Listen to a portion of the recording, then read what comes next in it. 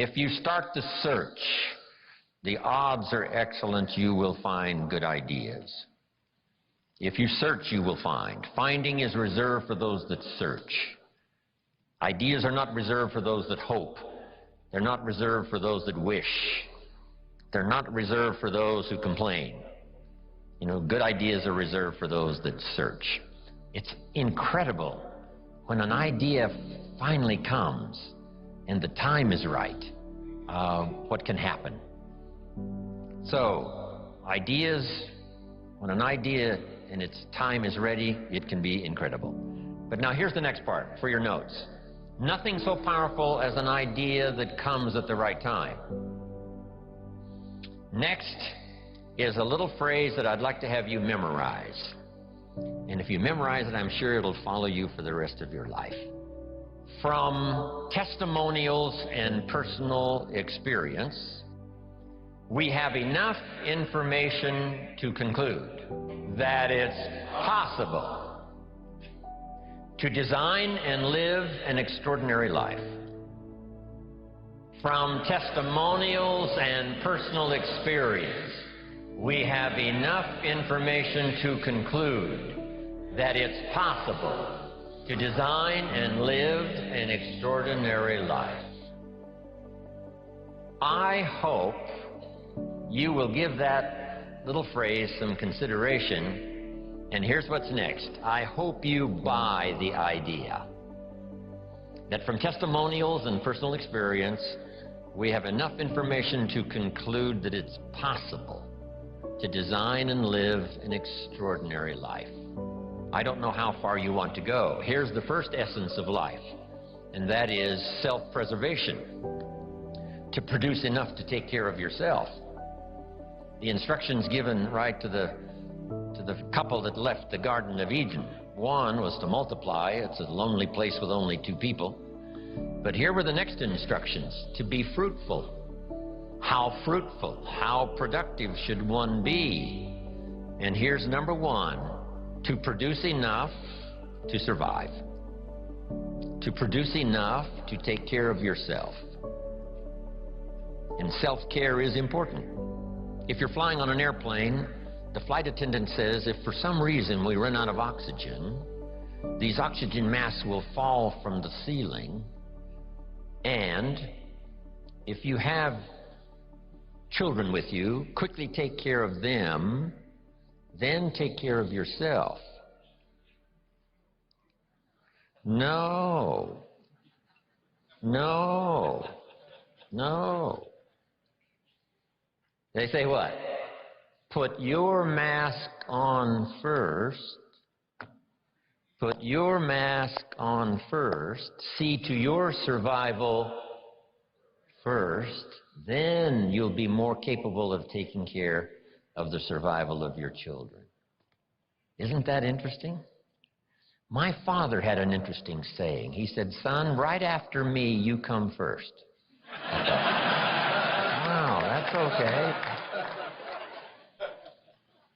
I was in business with Bob Cummings, the old movie star. We were in the health and nutrition business together back in the 60s, 61, 2, 3. Bob had an interesting saying. Here's what he said, I'll take care of me for you. Will you please take care of you for me?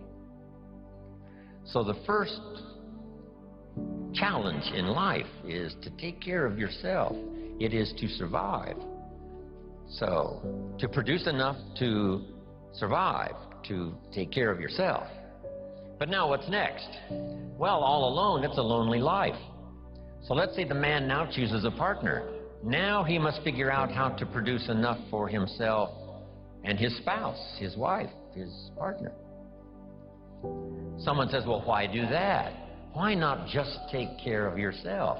And the answer is, it's a very small life. It's a very limited life. We wouldn't call it flourishing. We wouldn't call it abundant. Just taking care of yourself. That is the first rule, but that's only the beginning. So the man gets married. Now he must produce enough for himself and for his wife. And here's the key phrase to make a note of: to live the higher life. A life of togetherness. So, to join with someone now, you must produce enough for yourself, for your partner. Now, is that it? And the answer is no. How about children? Let us have children. That's a unique experience. So now if the man has a wife and now he has children, here's the challenge: to produce enough for himself and his family. Now someone says, well, why take on all of that? Why not just take care of yourself? You could, yes, but you couldn't live this more extraordinary life without taking on the responsibility of having a partner, having some children, and live that kind of extraordinary life. So I think everybody would agree. Now, is that the end of it? No. Here's the next challenge: to produce more than you need for yourself and for your family. Someone says, well, now why start being ridiculous here? Yes, produce enough for yourself. Well, yes, if you want to get married, produce enough for yourself and for your spouse. Now, with children, produce enough for your family, but why do more than that? And jot down the answer: to live a more extraordinary life. So now the man produces more than he needs for himself and for his children, so that he can be a person of benevolence, so that he can give and so that he can share. That's the more abundant, that's the more extraordinary life. To produce more than you need for yourself and for your children. Is that it? Let's take it a couple of more steps. How about producing much more than you need for yourself and for your family? Someone says, well, now you're off the scale. I mean, why work that hard? Why go that far? Why produce that much? Some would say, just take care of yourself. Some would say, just, get a partner and that's it, and then children and that's it. And be a bit benevolent and that's it. But why not go this next step and produce much more than you need for yourself and for your children? And when someone says, why do that? All of us know the answer, right? Why not? If you've got the talent and the skill and the opportunity, why not put all of that together and see if you couldn't produce much more than you need for yourself and for your family? Let's say you earned $10 million this year, and you and your family only need $3 million, which would probably cover most families, right? Some families are more expensive than others, as I discovered. But let's say $3 million would, cover a big, high percentage. So now if you and your family only needed $3 million for the year, now you have $7 million to give. And someone says, what? Why do that? And the obvious answer is what? Why not? If you've got the talent and the skill and the time and the opportunity and the occasion and all this stuff comes together, why not? Let's go one more. How about producing far more than you need for yourself and for your family? And live the far more life. We've heard the story of Andrew Carnegie, right?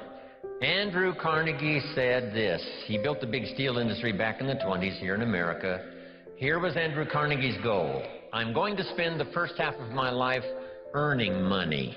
I'm going to spend the last half of my life giving it all away. Isn't that extraordinary? Wouldn't you call that an extraordinary life? And the answer is yes. He got so excited by that goal that the first half of his life, he earned $400 million, which back then was a lot of money. I mean, now, right, it doesn't seem to be that much, but, maybe back then it would total $40 billion, like Bill Gates. So $40 billion he earned the first half of his life. Guess what he did with the last half of his life? He gave it all away. And the big question is, why do that? And the answer is, why not? If you've got the opportunity to design and live an extraordinary life, you know, why not do that?